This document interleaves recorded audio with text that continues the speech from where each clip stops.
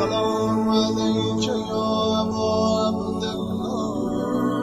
الله الرحمن الرحيم الحمد لله رب العالمين الرحمن الرحيم مالك يوم الدين إياك نعبد وإياك نستعين اهدنا الصراط المستقيم صراط الذين أنعمت عليهم غير المغضوب عليهم ولا الضالين صل على محمد وعلى محمد.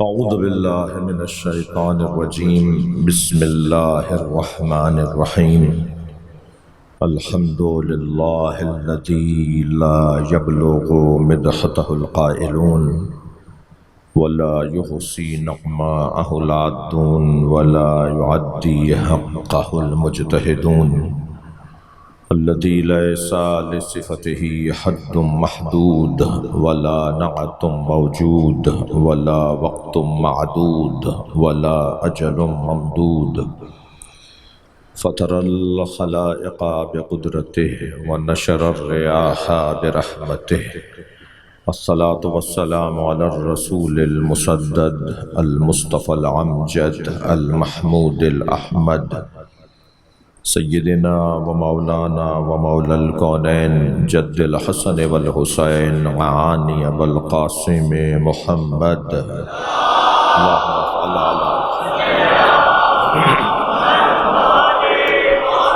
وآلہ الطیبین الطاہرین المعصومین الذين قال الله إنما يريد الله ليذهب عنكم الرجس أهل البيت ويطهركم تطهيرا. اللهم صل على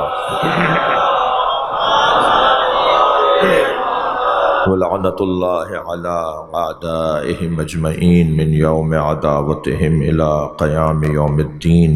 أما بعد قال الحكيم في قرآن الكريم بسم الله الرحمن الرحيم الذين يبلغون رسالات الله ويخشونه ولا يخشون أحدا إلا الله وكفى بالله حسيبا. صلوات.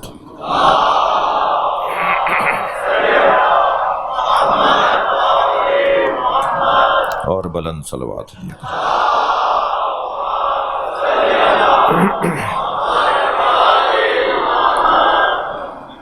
سورہ مبارکہ احزاب آیت نمبر 39.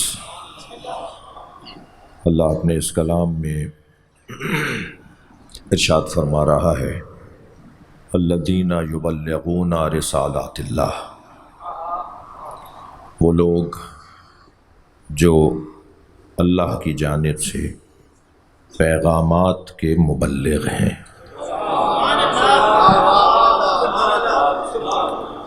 الذین یبلغون رسالات اللہ، وہ لوگ جو اللہ کی طرف سے پیغامات کے مبلغ ہیں. وَيَخْشَوْنَهُ، اور وہ صرف اسی کی خشیت رکھتے ہیں. بچوں کے لیے کہہ رہا ہوں، اور وہ لوگ صرف اسی کا خوف رکھتے ہیں. البتہ خوف اور خشیت کا فرق ہے. خوف محترم کا بھی ہوتا ہے اور مردود اور ظالم کا بھی ہوتا ہے، لیکن خشیت صرف محترم کی ہوتی ہے. بڑا روشن فرق ہے. سانپ کا کوئی احترام تو نہیں ہے نا، سانپ کا کوئی احترام نہیں ہے، مگر سانپ کو دیکھ کر جو کیفیت آتی ہے وہ خشیت نہیں ہے، خوف ہے. والد کا بھی تو احترام ہے، مگر والد کو دیکھ کر جو کیفیت طاری ہوتی ہے وہ خوف نہیں ہے، خشیت ہے. صلوات پڑھ لیں ذرا محمد.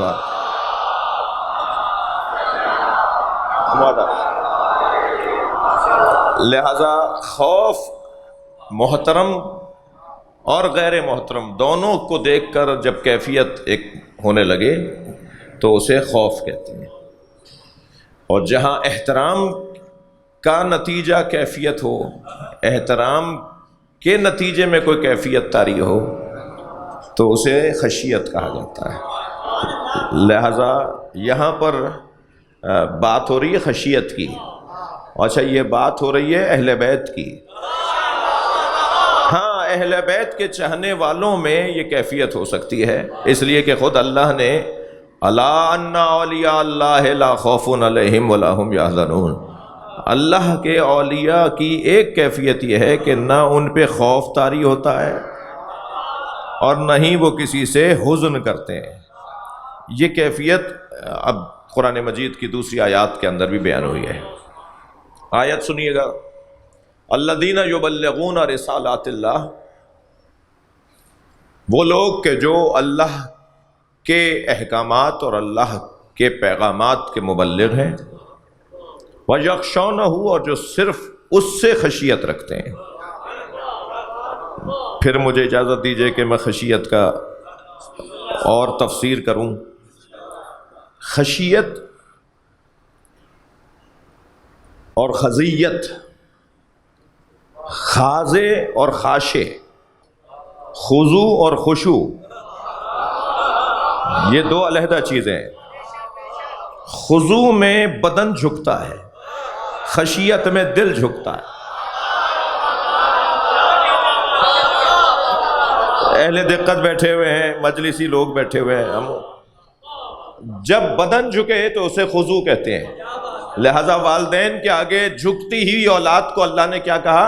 وَاغْفِضْ لَهُمَا جَنَاحَ الذُّلِّ مِنَ الرَّحْمَةِ، اپنے دونوں شانوں کو بخشے نہیں، وَاغْفِضْ، اپنے دونوں شانوں کو جھکاؤ، یعنی جھکو والدین کے آگے، اسے کہتے ہیں خضوع۔ لیکن ضروری نہیں ہے کہ بدن جھک رہا ہو تو دل بھی جھک رہا ہو، یہ کوئی ضروری نہیں ہے۔ بڑے بڑے دکھاوے والے لوگ ملیں گے آپ کو، بڑا ادب کرتے نظر آئیں گے، مگر دل میں کچھ اور ہوگا، بدن کچھ اور کہہ رہا ہوگا۔ جس کا دل کچھ کہے اور بدن کچھ کہے اسے منافق کہا جاتا ہے۔ دل و دماغ ساتھ چلے تو مومن کہلاتا ہے۔ صلوات پڑھیں محمد وآل۔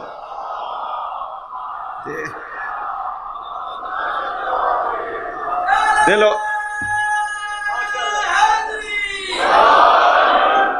اب یہاں خضوع، ہمارے لیے نماز کی کیفیتوں کے لیے کیا ذکر ہوا ہے کہ نماز میں خضوع اور خشوع ہو، خضوع بھی ہو خشوع بھی ہو۔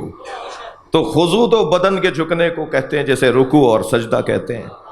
یہ رکوع اور سجدہ خضوع ہے، ضروری نہیں ہے کہ خضوع کے ساتھ خشوع بھی ہو، لیکن جب خضوع کے ساتھ خشوع بھی ہو تو پھر وہ ہے نماز صلاۃ خاشعین۔ کون سی نماز مانگی ہے ہم سے؟ صلوات پڑھیں ذرا محمد وآل۔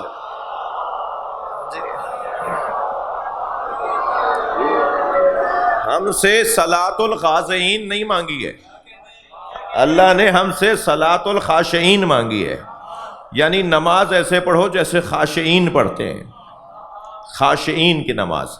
اب یہاں وَلَا يَخْشَوْنَ، اب آیت آگے بڑھ رہی ہے، يَخْشَوْنَهُ الذین یبلغون رسالات اللہ۔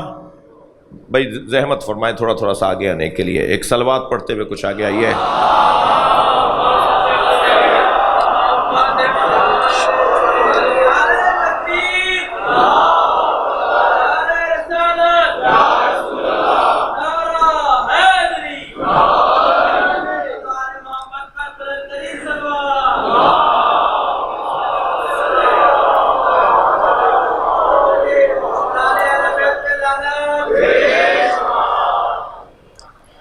الذین یبلغون رسالات اللہ ویخشونہ، وہ جو اللہ کے پیغامات کی تبلیغ کرنے والے ہیں اور صرف اللہ کی خشیت رکھتے ہیں۔ ولا یخشون احدا الا اللہ، وہ اللہ کے علاوہ کسی اور کی خشیت نہیں رکھتے، ان کے دل پر طاری نہیں ہوتا کسی کا خوف، ان کے دل میں کسی کے بارے میں کوئی روب ہی نہیں آتا، ان کے دل میں کسی کا روب نہیں آتا، ان کے دل پر صرف اللہ کا روب آتا ہے۔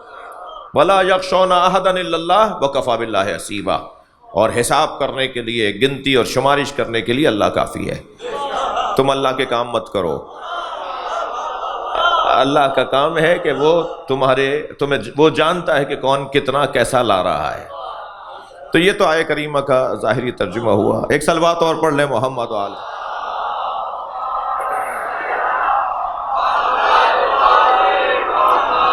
اب عزیزو، میں آج جس عنوان کو اس آیت کے تفسیر کے طور پر لینا چاہتا ہوں وہ یہ کہ دو طرح کی کیفیتیں ہیں، دو طرح کی کیفیتیں ہیں۔ ایک مرتبہ تواضع ہے اور ایک مرتبہ تکبر ہے۔ تواضع تکبر کے خلاف ایک صفت ہے، تکبر تواضع کے خلاف صفت ہے۔ جس میں تواضع ہوگا اس میں تکبر نہیں ہوگا، جس میں تکبر ہوگا اس میں تواضع نہیں ہوگا، یا لفظ میں بہتر کرتا ہوں، جب تکبر ہوگا تو تواضع نہیں ہوگا، اور جب تکبر ہوگا تو تواضع نہیں ہوگا، اور جب تواضع ہو تو تکبر نہیں ہوگا۔ یہ کیسا گھرانہ ہے کہ جو ہمیں نہ متواضع رکھنا چاہتا ہے نہ متکبر رکھنا چاہتا ہے، بلکہ ذمہ داریوں کا پابند رکھنا چاہتا ہے۔ کہیں تواضع کر کے دکھاؤ، کہیں تکبر کر کے دکھاؤ۔ بات آگے بڑھے گی، میں اپنے مطلب کو شروع کر رہا ہوں۔ یعنی اگر ہمیشہ مزاج میں تواضع ہو، یعنی انکساری ہو، خاکساری ہو، تو یہ تو اپنے فرائض سے ہاتھ اٹھا بیٹھے گا۔ جہاں اسے تکبر کرنا ہے اسے پتہ ہونا چاہیے، کہاں اسے تواضع کرنا ہے اسے پتہ ہونا چاہیے۔ اگر ہر جگہ تواضع تو بھی اچھا مسلمان نہیں ہے، اور ہر جگہ تکبر تو بھی اچھا مسلمان نہیں ہے۔ یہ اللہ کے پیغامات کی تبلیغ جو انہوں نے کی ہے، وہ یہ تبلیغ کی ہے کہ جہاں جیسی ضرورت ہو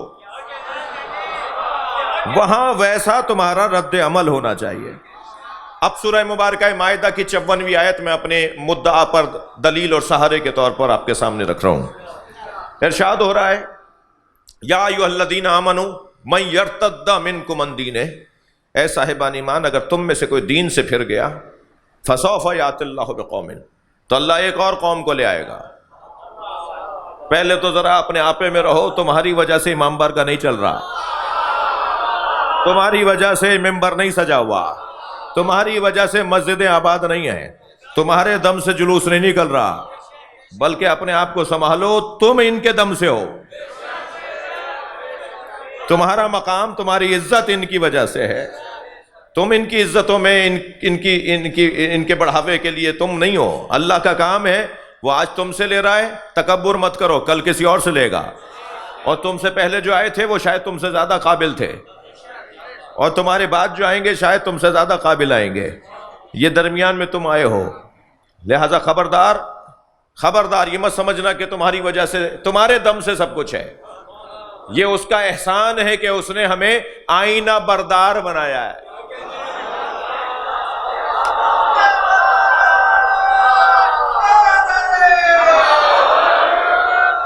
توجہ ہے حضرات کی؟ میں نے ایک لفظ کہہ دیا، میرے بھائی بھی، شاعر حضرات بھی بیٹھے ہوئے ہیں، ادیب حضرات تشریف فرما ہیں۔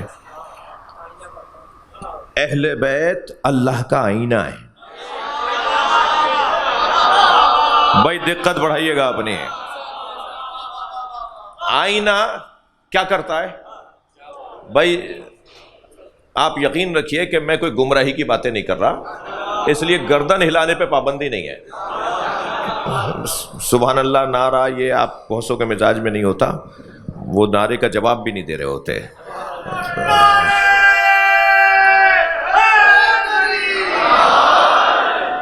مگر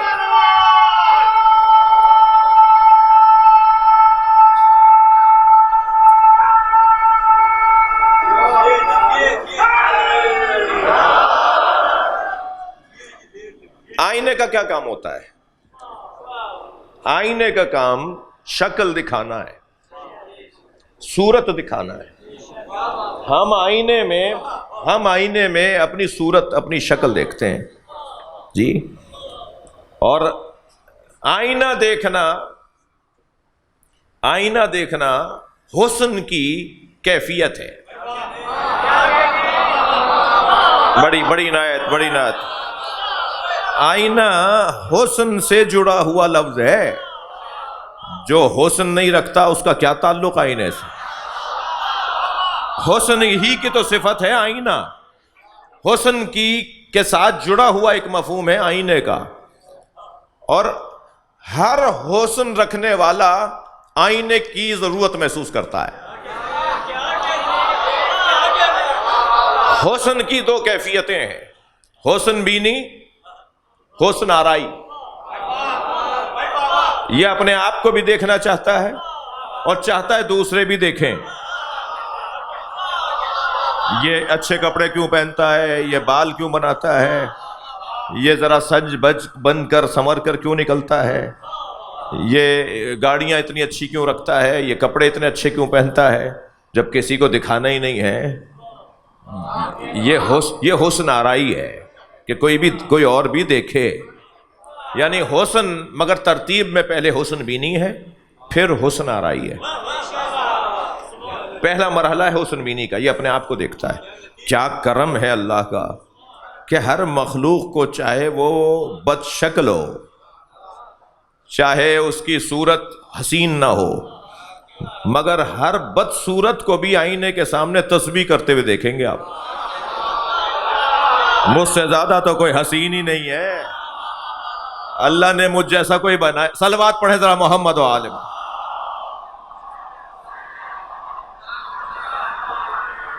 بلکہ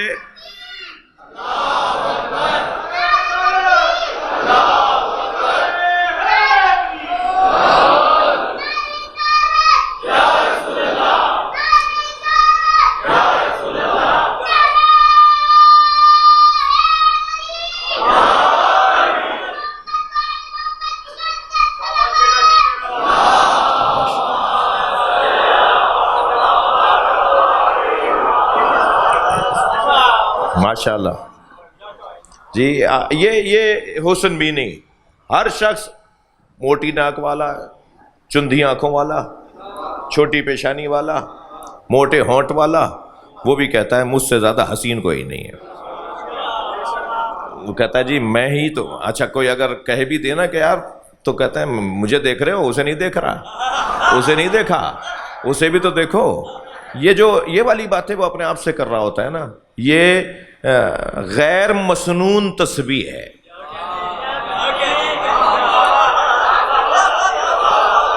غیر مسنون تسبیح ہے، یعنی ہر شخص نے اپنی اللہ سے بات کرنے کی تسبیح بنائی ہے، اس میں سے ہر ایک کی تسبیحوں میں سے ایک تسبیح ہے۔ تو حسن بینی، اور پھر چاہتا ہے کہ لوگ دیکھیں وہ کیفیتیں جو آج جوانوں کی ہیں، اور بہت سے لوگ تو 90 سال کے بعد بھی جوان ہیں، یعنی وہ بڑھاپے میں بھی کہتے ہیں کہ جی ابھی تو ہم جوان ہیں، اور وہ جوانی کا اظہار کر رہے ہوتے ہیں، اور وہی لفظ تو میں ممبر کی ہی زبان میں بولوں گا، وہی کام ہوتے ہیں ان کے جو کبھی جوانی میں ہوتے تھے، تو ان کے تو جوانی ختم نہیں ہو کے دے رہی۔ اور کیوں ہو بھائی،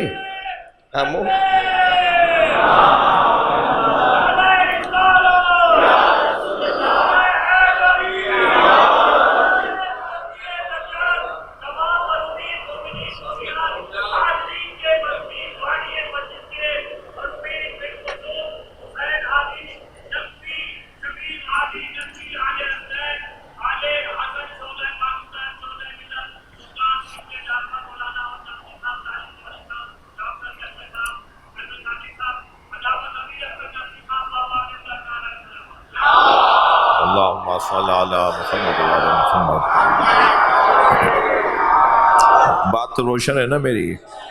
تو یہ کیفیت ایک جوانی کی کیفیت ہے، حسن بینی۔ پھر چاہتا ہے حسن آرائی، لوگ بھی تعریف کریں۔ تو یہ بات بھی ذہن میں رہے میرے ان بچوں کے، کیا یہ فطری مسئلہ ہے، یہ فطری مسئلہ ہے، اور فطرت جب بے لگام ہونے لگتی ہے تو فساد ہوتا ہے۔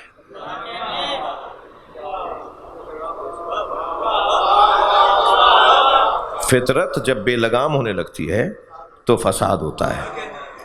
بھوک فطرت ہے، اسے بے لگام کر دیجئے۔ پیاس فطرت ہے، اسے بے لگام کر دیجئے۔ حسن بینی اور حسن آرائی فطرت ہے، اسے بے لگام کر دیجئے۔ تو جہاں جہاں فطرت بے لگام ہونے لگے گی، فساد سامنے آئے گا، اور فطرت کی بے لگامی فساد کا سبب اور فطرت پہ لگام کو شریعت کہتے ہیں. صلوات پڑھ لیں محمد و آل محمد.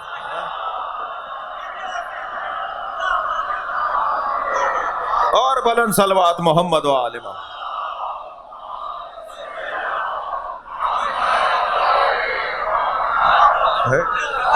اب یہ چاہتا ہے کہ لوگ اسے دیکھیں، مگر پہلا مرحلہ ہے کہ یہ اپنے آپ کو دیکھے، اور اپنے آپ کو دیکھنے کے لیے یہ آئینہ تیار کرتا ہے، اور آئینے کی دو کیفیت، دو صفتیں، دو شرطیں ہیں. اس کے بغیر آئینہ نہیں بنے گا. جلا اور کثیف مادہ. اس طرف سے جلا، اس طرف سے کثیف مادہ، دو چیزیں ملیں گی تو آئینہ بنے گا. اگر صرف جلا ہو اور کثیف مادہ نہ ہو تو ادھر والا آپ کو دیکھ لے گا، آپ اپنے آپ کو نہیں دیکھ پائیں گے. ضروری ہے کہ جلا کے ساتھ کثیف مادہ بھی ہو. توجہ کر لیا آپ نے؟ جب یہ حسن کی کیفیتیں ہیں تو اللہ سے بڑا تو کوئی حسین نہیں ہے، اس سے بڑا جمیل کوئی نہیں ہے. ان اللہ جمیل و یحب الجمال. وہ خود بھی جمیل ہے، جمال کو پسند بھی کرتا ہے. جمیل ہے، حسن بینی کرتا ہے. یحب الجمال، حسن آرائی کرتا ہے. وہ چاہتا ہے کہ لوگ میری تعریفیں بھی کریں، وہ چاہتا ہے لوگ میری تعریفیں بھی کریں، اور وہ اپنے آپ کو بھی دیکھتا ہے. ہم آئینہ بناتے ہیں اپنے آپ کو دیکھنے کے لیے. اللہ نے خود کو دیکھنے کے لیے کیا آئینہ بنایا؟ اللہ نے اپنے آپ کو دیکھنے کے لیے 14 آئینے بنائے ہیں. صلوات پڑھیں محمد و آل محمد پر.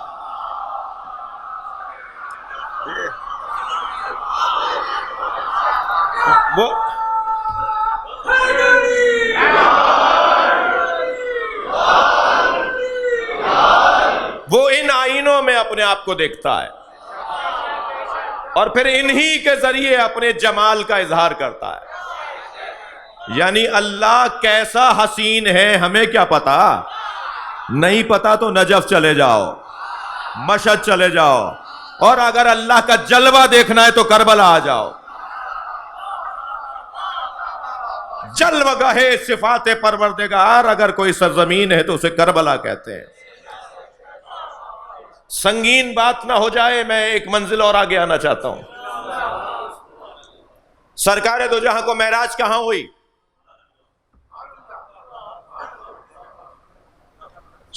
عند سدرۃ مکے سے تو گئے نا، معراج تو مکے میں نہیں ہے. مکے سے سرکار معراج پر گئے. سبحان الذی اسری بعبدہ لیلا من المسجد الحرام. من ہے، من المسجد الحرام ہے، الی مسجد الحرام، حتی مسجد الحرام نہیں ہے. یعنی خانہ کعبہ سے جانا پڑا ہے اللہ سے ملنے کے لیے. بھائی توجہ چاہوں گا، میں کچھ کہہ رہا ہوں، میرا سنی بھائی کچھ اور نہ سمجھے. میں کوشش کرتا ہوں کہ اس کی سمجھ کا بھی خیال رکھوں.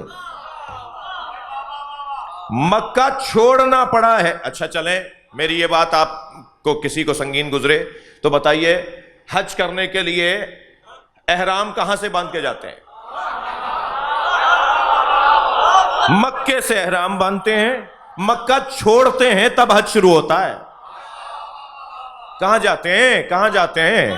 عرفات میں جاتے ہیں، پھر منی میں جاتے ہیں، پھر مزدلفہ میں آتے ہیں.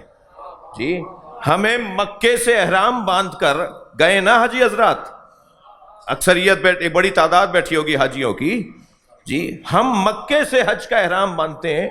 بھائی ہم تو مکے میں خانہ کعبہ سے احرام حج باندھتے ہیں. ہم تو کعبے کے پاس آئے تھے حج کرنے. یہ کعبے نیت کرنے کی بھی مستحب جگہ وہی ہے کہ تم احرام تو اپنے ہوٹل سے چاہے لپیٹ لو، مگر بندھے گا تو جب نیت کرو گے. لپیٹ لو اپنے ہوٹل سے لپیٹ کر چلے جاؤ خانہ کعبہ کے مطاف میں.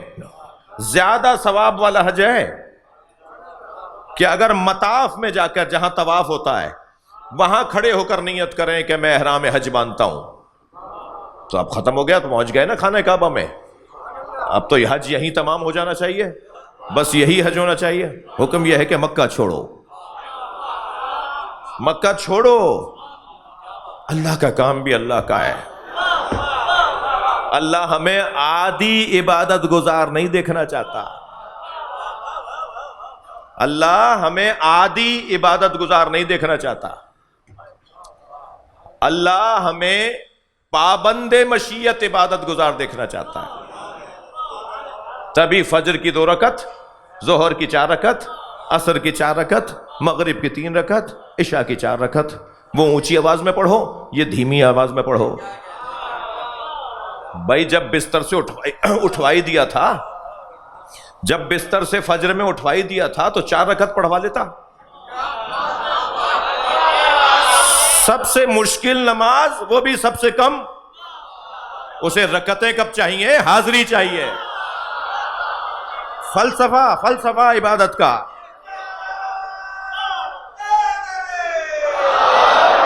میری مراد ہرگز یہ نہیں ہے کہ اب کل سے 3 رکعت پڑھ لیں، کوئی 2 رکعت پڑھ لے، کوئی 6 رکعت پڑھ لے. نہیں، ہدف وہ نہیں ہے. ہدف کہیں اور کا ہے، کچھ اور ہے. عادی، عربی میں عادت کہتے ہیں پابندی، ایسی پابندی جس کے بغیر گزارا نہ ہو. اب میں کیا کروں؟ امو میں آپ اجازت دے دیں گے تو شاید سب دے دیں. ایک لفظ استعمال کرنے جا رہا ہوں جو معمولاً ممبر سے نہیں بولا جاتا اور نہیں بولنا چاہیے، مگر اجازت دے دیں. عربی میں عادت کہتے ہیں نشے کو، معتاد کہتے ہیں نشئی کو. بہت اچھا لفظ نہیں ہے مگر میں نے بول دیا. بہت برا بھی نہیں ہے، اردو کا لفظ ہے. معتاد نشئی، جو کسی عادت کا محتاج ہو جائے، جو کسی چیز، معاف کیجئے، جو کسی چیز کا محتاج ہو جائے اور اس کے بغیر اس کا گزارا نہ ہو، وہی ہوتا ہے نا نشئی. اسے عربی میں کہتے ہیں معتاد. اللہ عبادتوں میں بھی ہمیں نشئی نہیں دیکھنا چاہتا. عبادت میرے لیے کرو، اب میں بدل کے کرواؤں گا تو کرو گے تو میرے عبادت گزارو. اور اگر عبادتوں میں اٹکو گے کہ نہیں ہم تو ایسا کرتے آئے ہیں، ٹھیک ہے. ایک بھائی رہتا ہے لاہور میں صحیح کر لوں گا، ایک جملہ مجھ سے ہو گیا ہے کہ ایسا کرتے آئے. بعض جگہ ایسا ہی کرنا ہے، بعض جگہ ایسا ہی کرنا ہے، وہ ایک علیحدہ بحث ہے. کوشش کرتا ہوں لے آؤں اس بات کو. ایک بھائی رہتا ہے لاہور میں، ایک بھائی رہتا ہے کراچی میں. دونوں سگے ماں باپ کی اولاد، ایک ماں باپ کی اولاد، دونوں سگے بھائی. ایک کراچی آیا ہے بھائی کے پاس لاہور سے. ظہر کی نماز پڑھنے کے لیے دونوں نے مصلے بچھائے. ایک 2 رکعت پڑھے گا، ایک 4 رکعت. سگے بھائی ہیں، ایک ماں باپ کی اولاد ہیں، یہ دونوں ایک سی نماز کیوں نہیں پڑھ رہے؟ نہیں، اللہ ہمیں معتاد نہیں دیکھنا چاہتا. جی، اللہ ہمیں پابند مشیت دیکھنا چاہتا ہے. جیسا میں چاہتا ہوں ایسے زندگی گزارو، جیسی تمہاری عادت ہو گئی ایسا نہ کرو. اور عادت کا دوسرا نام بت پرستی ہے. کسی صنم کے آگے خم و راست ہونے کو بت پرستی نہیں کہتے، اپنے ہاتھوں مجبور ہو جانے کو بت پرستی کہتے ہیں. بھائی تھوڑی گردن ہلانا اگر مفاہیم جا رہے ہو تو. اور کنائے میں، اشارے میں بات کرنے کا فائدہ یہ ہوتا ہے کہ جتنا مجمع ہے نا وہ اپنے اپنے مطلب لے گا. صلوات پڑھیں ذرا محمد و آل محمد. میری نیت کیا تھی، میں کیا سوچ رہا تھا، آپ کو کیسے پتا؟ ایک اور صلوات محمد و آل محمد.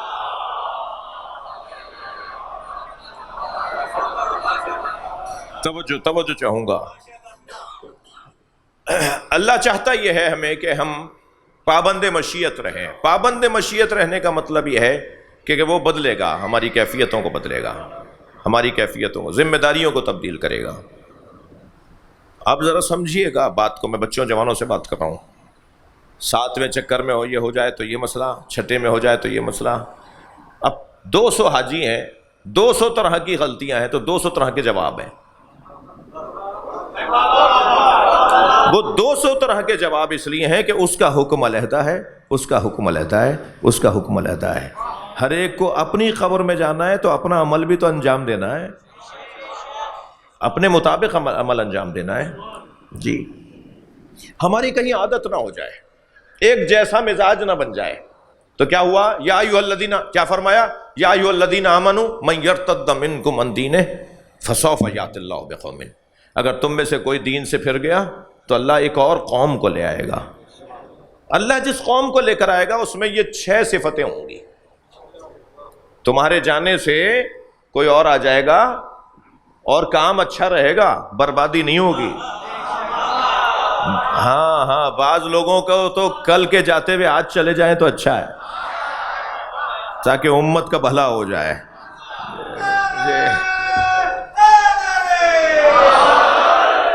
وہ جو 6 صفتوں والے لوگ ہوں گے ان میں پہلی صفت کیا ہے؟ یحبہم، اللہ ان سے محبت کرتا ہوگا. یہ سورہ مائدہ ہے، 54ویں آیت ہے. یحبہم، اللہ ان سے محبت کرتا ہوگا. یحبونہ، وہ بھی اللہ سے محبت کرتے ہوں گے. میرا جو اس وقت مضمون میں مطلب ہے، جو میرا مضمون ہے وہ تیسری اور چوتھی صفت ہے، مگر سن لیجئے آپ. پہلی صفت یحبہم، اللہ ان سے محبت کرتا ہوگا. دوسری یہ کہ یحبونہ، وہ بھی اللہ سے محبت کرتے ہوں گے. اذلۃ علی المؤمنین اعزۃ علی الکافرین. یہ تیسری چوتھی صفت کو ذرا رک جائیے، میں بعد میں عرض کرتا ہوں.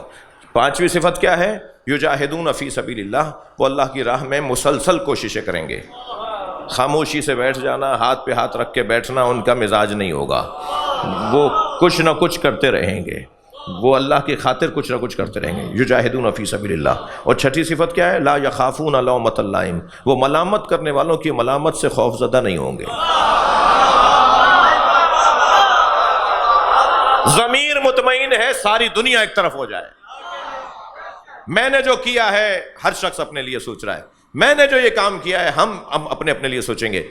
اللہ کو راضی کرنے کے لیے کیا ہے؟ میرا ضمیر مطمئن ہے. سب ایک طرف ہو جائیں مگر وہ کسی کی بھی ملامت سے خوف زدہ نہیں ہوگا، اس لیے کہ اس کا ضمیر مطمئن ہے. یہ ہے 6ٹھی صفت. کمال کی صفتیں ہیں، مگر یہاں میرا دل کہہ رہا ہے کہ 6 صفتوں کے حامل لوگوں کا تعارف بھی کروا دوں. یہ ان صفتوں میں، اس آیت میں جو 6 صفتوں کے حامل لوگ ہیں ان کا تعارف بھی ہو جائے. بعد والی آیت جو ہے نا سورہ مبارکہ مائدہ کی 55ویں آیت، یہ 54ویں ہے. 55ویں آیت میں ان 6 صفتوں کے حامل لوگوں کا تعارف ہو گیا. انما ولیکم اللہ، تمہارا ولی اللہ ہے. ورسولہ، اللہ کا رسول ہے. والذین آمنوا الذین یقیمون الصلاۃ ویؤتون الزکاۃ وہم راکعون، تمہارا ولی اللہ ہے، رسول ہے، اور وہ جس نے حالت رکوع میں زکوٰۃ دی ہے. صلوات پڑھ لیں محمد و آل محمد.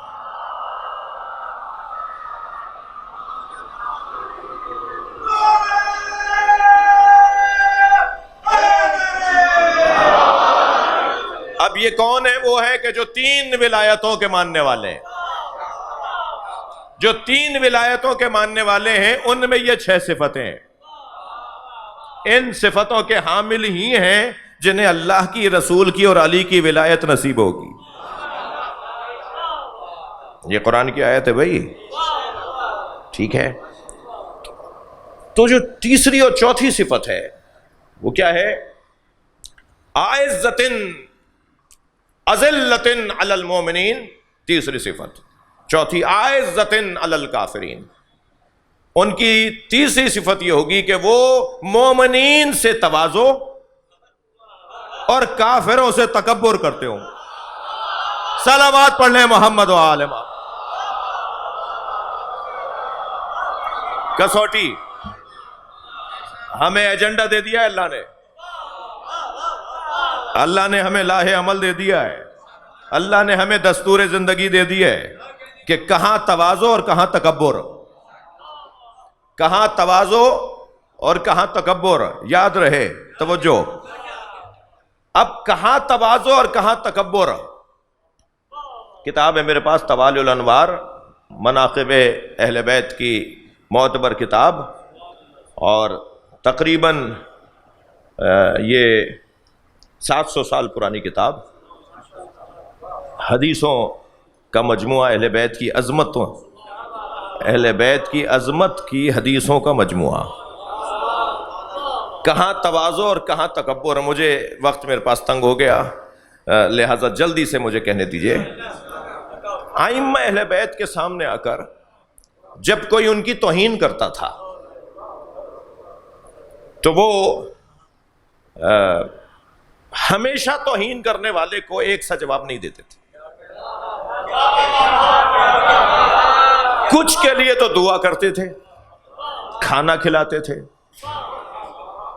جی، اور کہتے تھے جو تم کہہ رہے ہو اگر سچ ہے تو اللہ ہمیں معاف کرے، اور اگر جھوٹ ہے تو اللہ تمہیں معاف کرے. یہ انداز ہوتا تھا. پھر جب وہ آ کر معافی مانگتا تھا کہ مجھ سے غلطی ہو گئی، تو حضرت نے فرمایا وہ جو ہم نے دعا کی ہے وہ تمہیں معافی تو کیا ہے. جی جی جی جی توجہ بڑھائیں گے. وہ جو ہم نے تمہارے لیے دعا کی وہ ہم نے تمہیں معافی تو کیا ہے. اور پھر فرماتے تھے اس لیے ہم نے تمہارے لیے دعا کی کہ تمہاری نیت خراب نہیں تھی.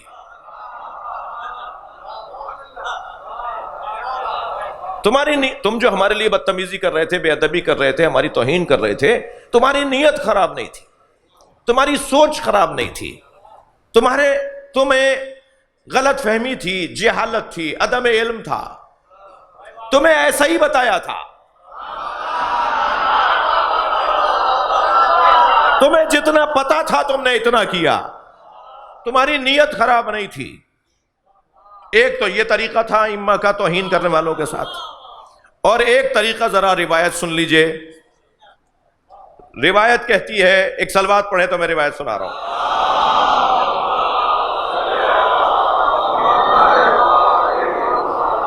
اور بلند صلوات پڑھیں.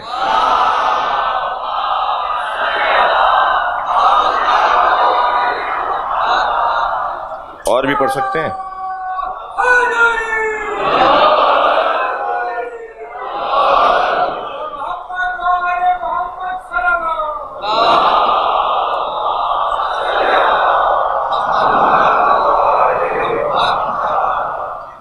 روایت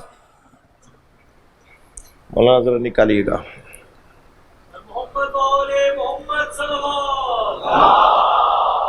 وہ ادھر دھاگے والی روایت.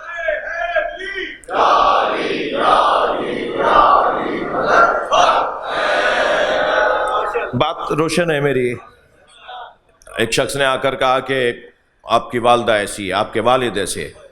تو امام سجاد اس کے قریب بڑھے اور قریب بڑھ کے فرمایا تم شام سے آئے ہو، تمہاری جتنی معلومات ہے اتنا ہی کہو گے، چلو کچھ آرام کر لو، کچھ استراحت کر لو، اور پھر اس کے بعد تم ہمیں بتانا.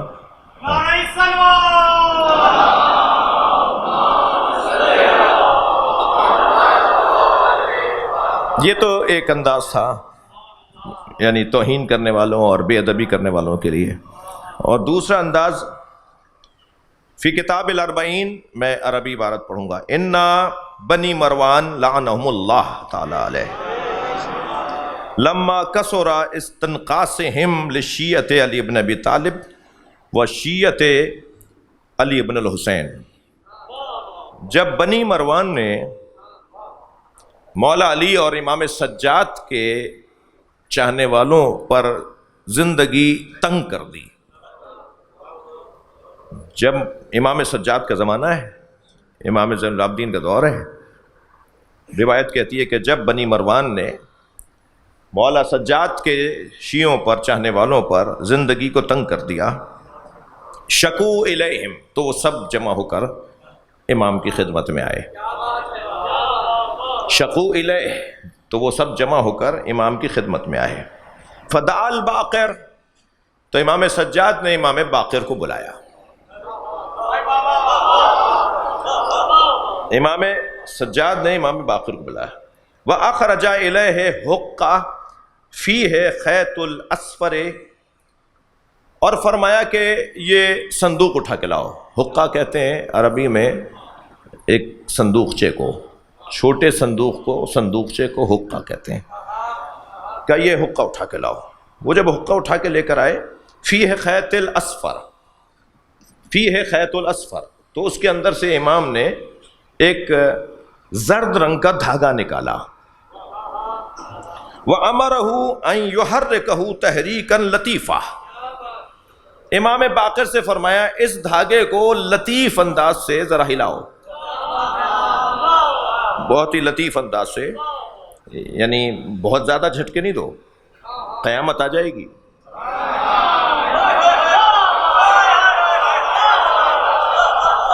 زیادہ زور سے مت ہلانا، اسے ایحرکہو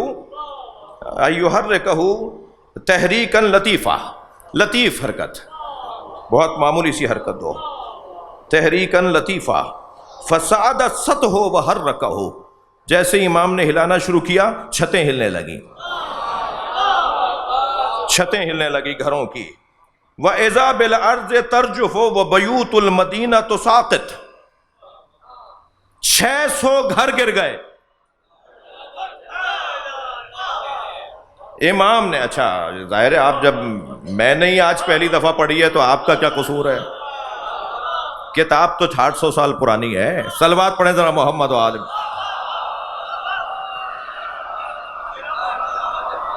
میں آج تیاری کر رہا تھا اس مجلس کے لیے، تو جب میں نے ہی پہلی دفعہ پڑھی ہے تو میرا بچہ کیوں پریشان نہ ہو، مگر نتیجہ لیں گے نا تو پھر بات روشن ہو جائے گی۔ ایک صلوات پڑھیں ذرا محمد و آل۔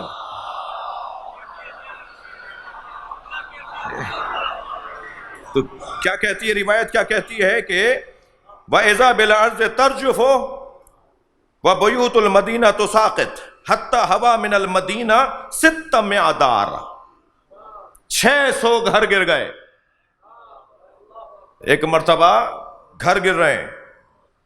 وَأَقْبَلَ النَّاسِ حَارِبِينَ إِلَيْهِ، وہ جو مولا کے چاہنے والے تھے وہ مولا کے قریب آنے لگے، جو رہ گئے تھے وہ بھاگتے ہوئے، مولا کیا کریں ہمیں، حاربین الیہ اجرنا یا ابن رسول اللہ، ہمیں پناہ دیں، ہمیں پناہ دیں، اجرنا یا ابن ولی اللہ، اے اللہ کے ولی کی اولاد، اے اللہ کے ولی کے بیٹے ہمیں پناہ دیں۔ فقال ھذا، یہ جب منظر بن رہا تھا تو امام نے فرمایا ھذا دأبنا ودأبهم یستنقذون بها ونحن نقصیہم، یہ ہمارا مقام ہے وہ ان کا مقام ہے۔ انہیں کوئی جا کر خبر دے، انہیں کوئی جا کر خبر دے کہ تم ہمارے چاہنے والوں کو پریشان کر رہے ہو، ہم اتنی سی حرکت اور ارادہ کریں گے یہ ساری دنیا گر جائے گی۔ صلوات پڑھیں محمد و آل محمد پر۔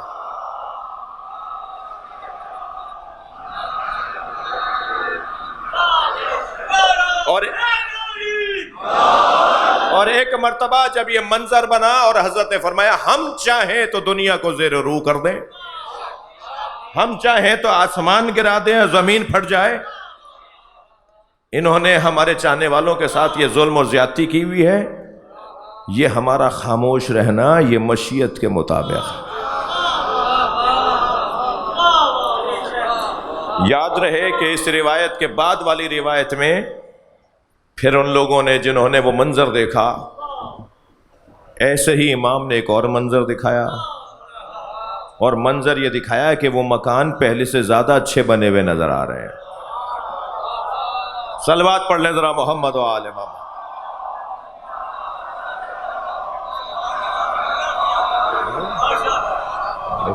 فرمایا زیادہ مت ہلانا اس دھاگے کو، جی تحریکاً لطیفہ، معمولی سی حرکت۔ لہذا انہیں تو فرماتے تھے کہ نہیں کھانا کھا لو، اور جن کی نیتیں خراب تھیں انہیں پھر یہ منظر دکھانا ضروری تھا، تو لہذا کہیں تواضع تو کہیں تکبر۔ صلوات پڑھ لیں محمد و آل محمد۔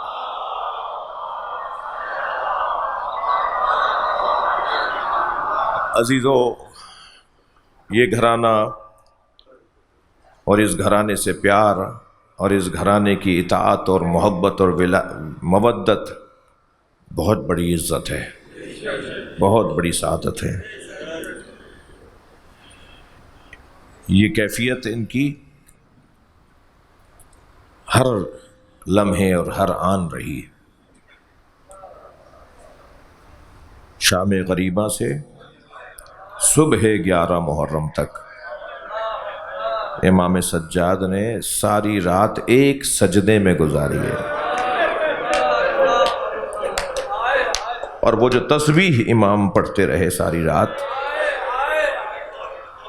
وہ تسبیح سبوح قدوس، اس کے علاوہ بھی وہ ذکر میں آیا ہے، روایت میں ہے، ایک یہ تسبیح ہے اور کچھ اور تسبیحیں بھی ہیں جو امام سجاد کی ذکر کا حصہ تھیں۔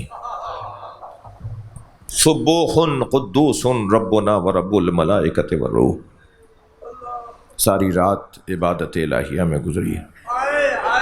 سلام ہو علی کی بیٹی پر جو ساری رات ایک جلے ہوئے خیمے کی جلی ہوئی چوب اٹھا کر تمام حرم میں امام حسین کی حفاظت کرتی رہی، بیویوں کی حفاظت، بچوں کی حفاظت، اور ساری رات بیوی جاگتی رہیں، اور بیوی کا سارا ہم و غم یہ تھا کہ کسی طرح سے بچے سو جائیں، کسی طرح سے بیویاں سو جائیں، بلکہ بڑھ بڑھ کر فرماتی تھیں بھابی لیلا سو جائیے، بھابی ام فروا سو جائیے، بھابی رباب کچھ آرام کر لیجئے۔ سنیں گے عزیزارو، یوں تو سب بیویاں اور بچے آسودہ خاطر تھیں کہ زینب جاگ رہی ہیں۔ اللہ اکبر، کیسا انقلاب ہے، کیسا دن بدلا ہے کہ کل تک عباس جاگتے تھے اور زینب بی بی سوتی تھیں کہ میرا بھائی جاگ رہا ہے۔ اور یہ وہ مرثیہ ہے جو امام حسین نے جناب عباس کے بدن مبارک پر جب پہنچے ہیں تو امام حسین نے یہ مرثیہ پڑھا ہے، عباس جو آنکھیں تمہاری وجہ سے سوتی تھیں اب وہ جاگا کریں گی، اور اے عباس جو آنکھیں تمہارے خوف میں جاگتی تھیں وہ اب چین سے سو جائیں گی، ہم نے عباس کو مار دیا، ہم نے عباس کو مار دیا۔ وہ بیویاں جو شام غریبہ سے صبح عاشور تک کربلا کے میدان میں ہیں، جناب زینب کی وجہ سے آسودہ خاطر ہیں، مگر عزیز و عجیب منظر ہے، شام غریبہ میں جب پانی آیا تھا نا، کھانا آیا، پانی آیا، مجھے نہیں پتا کہ میری تحقیق نہیں ہے، مگر اتنا ہے کہ چند مشعلیں آتے ہوئے جب بیویوں نے دیکھا تو جناب زینب کچھ دور آگے بڑھ کر آواز دیتی ہیں ہمارے پاس اب لوٹنے کو کچھ نہیں رہا، اجرکم اللہ، اجرکم اللہ، ہمارے پاس اب کچھ نہیں بچا، تم واپس چلے جاؤ۔ مگر جب وہ مشعل بردار قریب آئے تو ان کے ہاتھوں میں ظرف تھے جن میں کھانا تھا، پانی تھا، اور جب بیویوں کے سامنے جناب زینب نے پانی رکھا، اجرکم اللہ، کھانا رکھا، تو پھر ترتیب میں پہلے بچوں کو پانی پلایا، پھر بڑوں کو پانی کھانا دیا، اور بچوں میں جب جناب سکینہ کو دیا، ادب قربان ہو جائے اہل بیت کے بچوں پر، جناب سکینہ نے فرمایا پھوپھی اماں آپ بھی تو پیاسی ہیں، فرمایا سکینہ پہلے بچے پانی پیتے ہیں پھر بڑے پانی پئیں گے۔ تو جناب سکینہ نے کوزہ لیا اور اندھیرے بیابان میں جانے لگا۔ کہاں جا رہی ہو میری بچی، کہاں جا رہی ہے؟ پھوپھی اماں میرا بھائی علی اصغر پانی پینے گیا تھا۔ اجرکم اللہ، اجرکم اللہ، اللہ آپ کو کسی غم میں نہ رلائے، سوائے غم اہل بیت میں ہمیں رونے رلانے والوں میں قرار دے۔ جب آپ ایسے روتے ہیں نا، امام جعفر صادق دعا دیتے ہیں، امام محمد باقر مصلی بچھا کے دعا کرتے ہیں، مجالس میں اللہ سے آنسو مانگیں، اگر رونا نہیں آ رہا ہے تو مانگیں یا اللہ مجھے ایک قطرہ دے دے۔ ایک قطرہ بھی امام حسین کے غم میں بڑا قیمتی سرمایہ ہے۔ جناب سکینہ نے کیسے پانی پیا؟ ساری بیویوں کو بی بی زینب نے پانی پلایا، مگر سنیں گے ایک بیوی ہیں جو پانی نہیں پی رہی۔ زینب مجھے معاف کر دو، زینب مجھے پیاسا رہے، زینب مجھے پیاسا رہے۔ امام زین العابدین کے پاس جا کر جناب زینب نے فرمایا زین العابدین بھابی رباب پانی نہیں پی رہے۔ جب امام سجاد نے فرمایا نا اماں پانی پی لیں تو حکم امام تھا، اس لیے جناب رباب نے پانی کے چند گھونٹ لیے، مگر میں نے عجیب منظر پڑھا ہے، ایک ایک گھونٹ پہ دریا دریا آنسو بہاتے تھے، جناب رباب ہر گھونٹ پہ دریا دریا آنسو بہاتے، میرا مولا پیاسا مار دیا، میرا بچہ پیاسا مار دیا۔ پھر چند لقمے کھانے کے بھی جناب رباب نے لیے، حکم امام ہو گیا تھا۔ آدھی رات گزری تو جناب زینب نے کیا دیکھا، میں اشارے میں بات کروں گا، اللہ کر میری بات منتقل ہو جائے۔ آدھی رات گزری کہ امام جناب زینب نے کیا دیکھا کہ سب بیبیاں تو اپنی اپنی جگہ، بچے آرام کر رہے ہیں، کچھ ماؤں کی گودوں میں ہے، ایک تو وہ ہے جو بابا کے سینے پہ اسے بابا کا سینہ نہیں ملا۔ کیا دیکھا، سب کہیں نہ کہیں زینب کی وجہ سے آرام سے بیٹھے ہوئے ہیں، مگر جناب رباب کبھی بچوں کے درمیان کسی کو ڈھونڈتی ہیں، کبھی خواتین کی بیویوں کی گودیوں میں کسی کو ڈھونڈتی ہیں۔ تو جناب زینب قریب گئیں اور کہا بھابی رباب کچھ دیر آرام کر لے۔ تو ایک جملہ کہا جناب رباب نے، زینب مجھے علی اصغر یاد آ رہا ہے، اے زینب میرا بچہ بھوکا مار دیا۔ اجرکم اللہ، اجرکم اللہ۔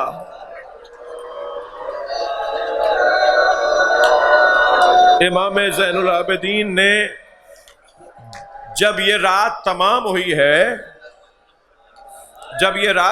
ہوئی ہے تو ادھر بیویوں کو اسیر کیا جا رہا تھا، جس کا نوحہ جناب زینب نے پڑھا ہے، یا رسول اللہ اے نانا آپ کی بیٹیوں کو اسیر بنایا ہے، بیویوں کو اسیر بنایا جا رہا تھا۔ آپ رو رہے ہیں، آپ رونے آئے ہیں، آپ رونے والے ہیں، اللہ رونے والوں کا بڑا مقام اللہ نے قرار دیا ہے۔ ساری بیویوں کو جناب زینب نے بے کجاوہ اونٹوں پر سوار کیا، ساری بیویوں کو سہارا دے دے کر بیوی نے سوار کیا، تنہا زینب رہ گئیں۔ زینب کو کون سوار کروائے؟ زینب کو سوار کروانے والا کربلا میں کوئی نہیں تھا۔ جب ایک ظالم تازیانہ لے کے قریب آیا تو جناب زینب نے صرف اس اونٹ کے قریب سے، اونٹ نہیں ناقے تھے، یہ ناقے سے کھڑے ہو کر جناب زینب نے نہر کی طرف رخ کیا، اور ایک دل چیر دینے والا جملہ ہے، ایک دل چیر دینے والا جملہ، اور وہ جملہ یہ تھا، کہاں ہے وہ جس نے مدینے میں زینب کو سوار کرایا تھا؟ عباس اٹھو، اب کربلا میں زینب سوار ہو رہی ہے، میں نے مجلس پڑھ دی ہے، مجلس ہو گئی ہے، ایک منزل اور آگے آ جائیے۔ جو بی بی اتنے جتن اور اتنی مصیبت کے بعد سوار ہوئی ہو، ابھی اونٹ چند قدم آگے چلا تھا کہ انہوں نے کیا دیکھا کہ زین العابدین کی حالت غیر ہو رہی ہے۔ امام سجاد کی حالت اس لیے غیر ہو رہی تھی کہ وہ بابا کے لاشے پر تھے، اور بابا کا لاشا امام سے دیکھا نہیں جا رہا تھا۔ اللہ اللہ، ایک مرتبہ جناب زینب نے یہی جانا کہ کسی طرح زین العابدین کو بچائیں، اور کہیں اتنی تاخیر نہ ہو جائے کہ میں پہنچوں تو زین العابدین کی روح پرواز کر جائے۔ بی بی نے کھڑے اونٹ سے خود کو گرا دیا۔ اجرکم اللہ، اجرکم اللہ، اللہ آپ کو کوئی غم نہ دے۔